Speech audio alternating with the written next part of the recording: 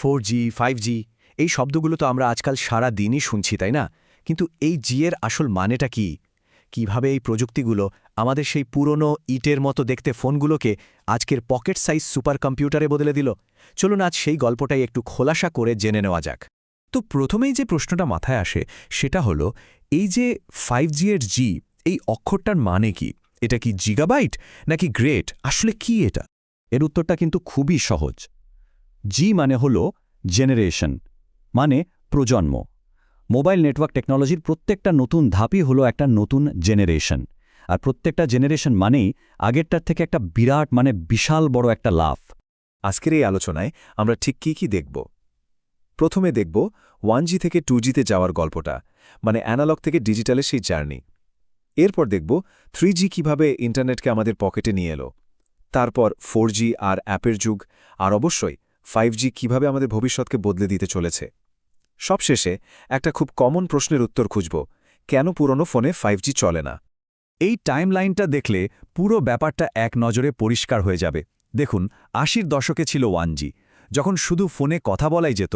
এরপর ৯০-এর দশকে 2G আমাদের টেক্সটিং বা SMS করতে শেখালো। ২০০০-এর দশকে 3G এর হাত ধরে মোবাইল ইন্টারনেট এলো। ২০১০-এর দশকে 4G নিয়ে এলো হাই স্পিড স্ট্রিমিংয়ের বিপ্লব। আর এখন এই দশকে 5G প্রায় সবকিছুকেই একে অপরের সাথে জুড়ে দেওয়ার প্রতিশ্রুতি দিচ্ছে। কি দারুণ একটা জার্নি, তাই না? আচ্ছা, তাহলে চলুন এই সফরের একেবারে শুরুতে ফিরে যাই। 1G থেকে 2G মোবাইল কমিউনিকেশনের ইতিহাসে এটাই ছিল প্রথম সবচেয়ে বড় পদক্ষেপ, অ্যানালগ থেকে ডিজিটাল দুনিয়ায় প্রবেশ। তো ৮০-র দশকে যে 1G ছিল, সেটার সমস্যা ছিল এক কথায় অনেক। এটা চলত অ্যানালগ সিগন্যালে, যার ফলে কথার কোয়ালিটি ছিল খুবই খারাপ, প্রচুর নয়েজ হতো। আর সিকিউরিটির তো কোনো বালাই ছিল না, মানে যে কেউ একটা সাধারণ রেডিও স্ক্যানার দিয়ে অন্যের কথা শুনে নিতে পারত। আর ফোনগুলো, ওগুলো তো ফোন কম, ইট বেশি ছিল, বিশাল ভারী, আর ব্যাটারি তো যেত চোখের পলকে। এরপর ৯০-এর দশকে এলো 2G, আর সবকিছু যেন ভোজবাজির মতো বদলে গেল। অ্যানালগের জায়গায় এলো ডিজিটাল সিগন্যাল, ফলাফল একেবারে ঝকঝকে পরিষ্কার ভয়েস কোয়ালিটি। সাথে এলো এনক্রিপশন, মানে কলগুলো অনেক বেশি প্রাইভেট আর সিকিউর হয়ে গেল। আর সবচেয়ে বড় ব্যাপার, শুধু ভয়েস কল নয়, প্রথমবারের মতো ডেটা পাঠানোর দরজাও খুলে গেল। যেমন ধরুন SMS আর MMS। কিন্তু 2G এর আসল গেম চেঞ্জার কি ছিল জানেন? SMS, হ্যাঁ, টেক্সট মেসেজিং। এই ছোট্ট একটা ফিচার একটা পুরো জেনারেশনের কথা বলার ধরন, যোগাযোগের মাধ্যম সবকিছু আমূল পাল্টে দিয়েছিল। আচ্ছা, 2G এর পর এলো 3G এর পালা। এই সেই জেনারেশন যেটা ইন্টারনেটকে ডেস্কটপের তারের বাঁধন থেকে মুক্ত করে সোজা আমাদের পকেটে ঢুকিয়ে দিল। হ্যাঁ, সত্যিকারের মোবাইল ইন্টারনেটের শুরু কিন্তু এখান থেকেই।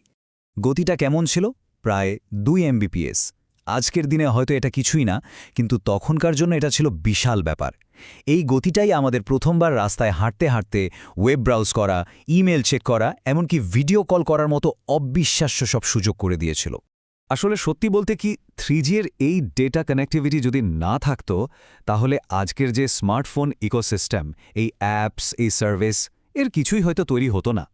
এটাই ছিল সেই ফাউন্ডেশন যার উপর দাঁড়িয়ে ফোনগুলো আসলেই স্মার্ট হয়ে উঠতে পেরেছিল। কিন্তু সমস্যা হলো, আমাদের চাহিদা বাড়ছিল। 3G এর গতিটা ঠিক জমে উঠছিল না। ওয়েব পেজ লোড হতে সময় লাগছিল, ভিডিও বাফার করছিল। এই সমস্যার সমাধান হিসেবেই এলো 4G। আর 4G এসে আমাদের অ্যাপ নির্ভর জীবনের আসল মেরুদণ্ডটা তৈরি করে দিল। গতিতে কি অসাধারণ পরিবর্তন এলো শুনবেন? প্রায় ১০০ Mbps, ভাবা যায়? 3G থেকে প্রায় ৫০ গুণ বেশি স্পিড। এই 4G LTE টেকনোলজিটাই হলো আজকের মোবাইল ব্রডব্যান্ড এক্সপিরিয়েন্সের ভিত্তি, যার জন্য আমরা এখন ট্যাপ করার সাথে সাথেই সবকিছু লোড হয়ে যাওয়ার ব্যাপারে অভ্যস্ত হয়ে গেছি। আর 4Gর প্রভাব, ওহ, সেটা তো আমাদের প্রতিদিনের জীবনের সাথে মিশে গেছে।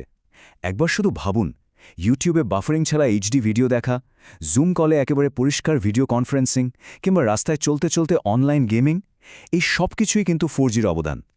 এমনকি উবা, পাঠাও, ফুডপ্যান্ডার মতো সার্ভিসগুলো 4G ছাড়া এসবের অস্তিত্বই কল্পনা করা যেত না। এক কথায় 4G আমাদের জীবনটাকে পুরোপুরি অ্যাপ কেন্দ্রিক করে ফেলেছে। বেশ, অনেক তো অতীত ঘাটা হলো, এবার আসা যাক বর্তমানে, মানে 5Gর যুগে। আরেকটা কথা পরিষ্কার করে নেওয়া ভালো, 5G মানে কিন্তু শুধু আরেকটু ফাস্ট ফোন নয়, একদমই না। এটা হলো ভবিষ্যতের কানেক্টেড ওয়ার্ল্ড, বা সংযুক্ত পৃথিবীর মূল ভিত্তি। 5Gকে আগের জেনারেশনগুলো থেকে যা একদম আলাদা করে তা হলো এর 3টি মূল লক্ষ্য। প্রথমটা হলো EMBB বা এনহ্যান্সড মোবাইল ব্রডব্যান্ড। সোজা কথায় আরও অনেক বেশি স্পিড। এটা দিয়ে 8K ভিডিও স্ট্রিমিং বা ভার্চুয়াল রিয়ালিটির মতো কাজগুলো মোবাইলে মাখনের মতো চলবে। দ্বিতীয়টা, এবং এটা খুবই ইন্টারেস্টিং হলো URLC বা আলট্রা রিলায়েবল লো লেটেন্সি কমিউনিকেশনস। এর মানে হলো নেটওয়ার্কের রেসপন্স টাইম হবে প্রায় সঙ্গে, মানে প্রায় 0 ডিলে। ভাবুন তো, চালকবিহীন গাড়ি বা রিমোট সার্জারির কথা, যেখানে 1 সেকেন্ডের 1000 ভাগের 1 ভাগ তামাদাও বিপদ ডেকে আনতে পারে। এসবের জন্যই এই প্রযুক্তি। আর 3 নম্বরটা হলো MMTC বা ম্যাসিভ মেশিন টাইপ কমিউনিকেশনস। এর মানে হলো একটা ছোট্ট এলাকার মধ্যে লক্ষ ডিভাইসকে একসাথে কানেক্ট করার ক্ষমতা। এটাই হলো ইন্টারনেট অফ থিংস বা IoTর দুনিয়ার দরজা খুলে দেওয়ার চাবিকাঠি। এই যে লেটেন্সির কথা বললাম, এই ছবিটা দেখলে ব্যাপারটা আরও পরিষ্কার হবে। লেটেন্সি মানে হলো নেটওয়ার্কের রিয়াকশন টাইম। দেখুন, 4Gতে এটা ছিল প্রায় 20 থেকে 50 মিলিসেকেন্ড, কিন্তু 5G এর লক্ষ্য কি? এটাকে মাত্র 1 মিলিসেকেন্ডে নামিয়ে আনা, মানুষের চোখের পলকের চেয়েও দ্রুত। এই অবিশ্বাস্য কম লেটেন্সিটাই হলো 5G এর আসল ম্যাজিক। কিন্তু এখানে একটা মজার ব্যাপার আছে। সব 5G কিন্তু সমানভাবে তৈরি হয়নি। এর বিভিন্ন ফ্লেভার আছে বলতে পারেন, যেমন লো ব্যান্ড 5G। এটার স্পিড 4G থেকে সামান্য বেশি, কিন্তু এর রেঞ্জ বা কভারেজ অসাধারণ। বাড়ির ভেতরেও দারুণ সিগন্যাল পাওয়া যায়। এরপর আছে মিড ব্যান্ড। এটা হলো স্পিড আর কভারেজের একটা দারুণ ব্যালেন্স। আর সব শেষে আছে সুপারফাস্ট মিলিমিটার ওয়েভ বা ওয়েভ। এটা গিগাবিট স্পিড দিতে পারে, মানে অবিশ্বাস্য দ্রুত। কিন্তু এর একটা দুর্বলতা আছে, এর রেঞ্জ খুবই কম। আর এটা দেয়াল বা গাছের মতো সাধারণ বাধাও সহজে পার করতে পারে না। আচ্ছা, এত সব শোনার পর একটা প্রশ্ন কিন্তু আসেই। আমার পুরনো 4G ফোনটা কেন 5G ব্যবহার করতে পারে না? একটা সফটওয়্যার আপডেট দিয়ে কি এটা সম্ভব নয়? উত্তরটা হলো না। আর এর কারণটা কোনো সফটওয়্যার নয়, বরং পুরোপুরি হার্ডওয়্যার। ব্যাপারটা ধাপে ধাপে বোঝা যাক। প্রথমত, একটা ফোনে 5G চালানোর জন্য একটা স্পেশাল 5G মডেম চিপ লাগে। এটা ফোনের মাদারবোর্ডে বসানো থাকে, এটাকে কোনো সফটওয়্যার আপডেট দিয়ে যোগ করা অসম্ভব। দ্বিতীয়ত, 5G যে বিভিন্ন ফ্রিকোয়েন্সি ব্যান্ড ব্যবহার করে, সেগুলো ধরার জন্য আলাদা বিশেষ ডিজাইনের অ্যান্টেনা দরকার। পুরনো ফোনের অ্যান্টেনা এই সিগন্যালগুলো ধরতেই পারবে না।